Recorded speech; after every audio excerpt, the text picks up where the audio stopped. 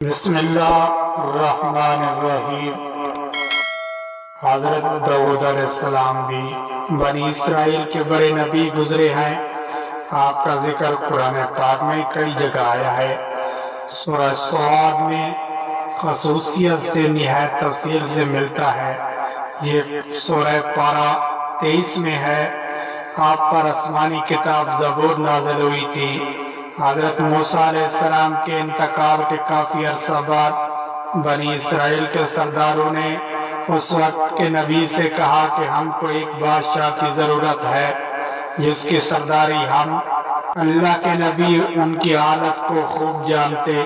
پہلے انہوں نے انکار کر دیا کہ یہ لوگ بزدل ہیں، جنگ وغیرہ کچھ نہیں کریں گے، مگر جب قوم اور سرداروں کا اصرار بڑھا اور وہ نہیں مانے تو اللہ کے نبی نے فرمایا اللہ تعالیٰ نے تمہارے لیے طالوت کو بادشاہ مقرر کیا ہے۔ طالوت ایک غریب آدمی تھے، سردار امیر لوگ طالوت کا نام سنتے ہی ناراض ہو گئے کہ سرداری اور بادشاہت تو ہمارا حق تھا، یہ غریب آدمی کو کیسے مل گیا؟ حضرت طالوت بڑے عالم، عابد، جنگ کے ماہر اور بڑے بہادر طاقتور آدمی تھے، اس لیے اللہ نے ان کو بادشاہ مقرر کیا تھا۔ اللہ کے نزدیک تو امیر غریب سب برابر ہے، اس کے نزدیک وہی اچھا ہے جو نیک ہو، لوگوں کو تسلی کے لیے۔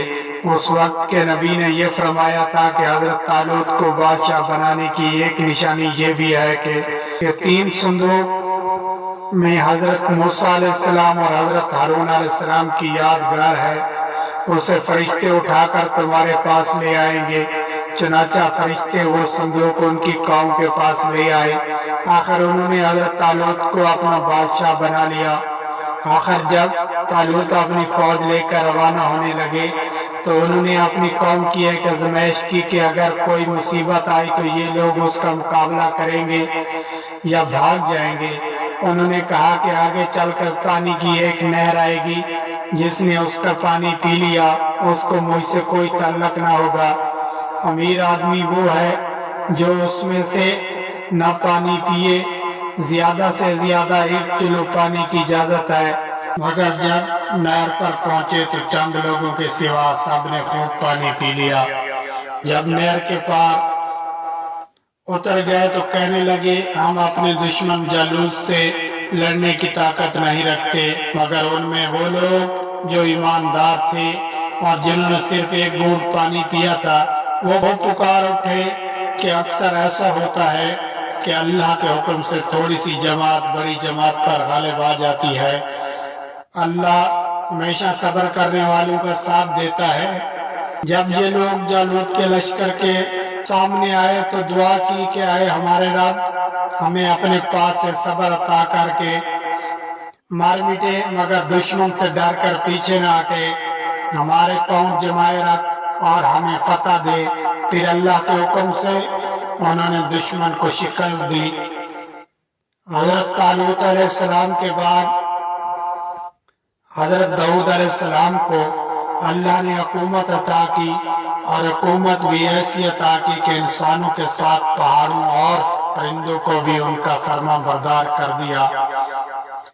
ان کو دنائی اور مقدموں کے فیصلے کرنے کی لیاقت بخشی، پھر بھی وہ اللہ کی عبادت ہر وقت کرتے رہے۔ اللہ نے ان کو حکم دیا تھا کہ پوری زرہیں بنائیں، کڑیوں کے جوڑنے میں مناسب انداز کا خیال رکھیں اور اپنی زندگی نیک کاموں پر خرچ کریں۔ ایک دفعہ اللہ تعالیٰ نے ان کا امتحان لیا۔ اس طرح کے 2 آدمی دیوار پھاڑ کر ان کے مکان میں گھس آئے جس میں وہ عبادت کرتے تھے۔ آپ نے انہیں دیکھا تو گھبرا گئے۔ انہوں نے کہا آپ گھبرائے نہیں، ہم اپنا جھگڑا لے کر آئے ہیں۔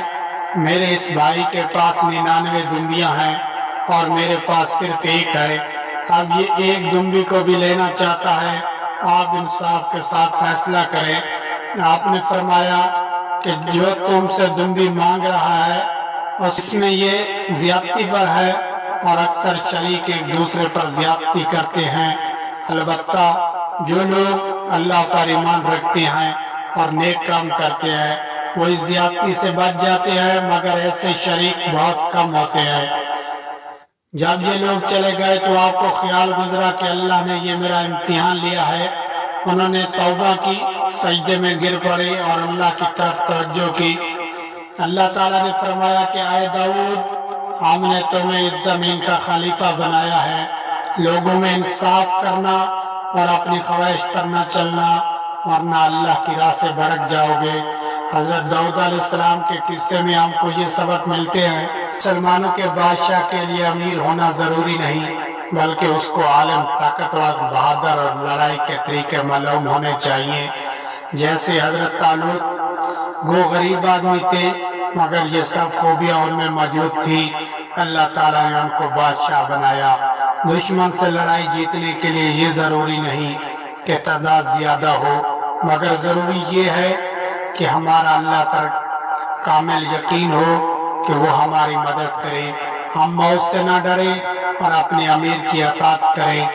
ہمارے پاس کتنی ہی دولت آ جائے، یہاں تک کہ چرند پرند پہاڑ ہوا سب ہمارے تابع ہو جائے، مگر ہمیں اللہ کو نہیں بھولنا چاہیے، دل کی خواہش پر نہ چلنا، سب کے ساتھ انصاف کرنا چاہیے۔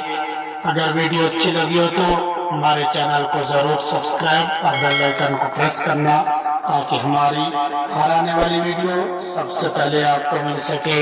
اللہ آپ کا حامی و ناصر ہو، اللہ نگہبان۔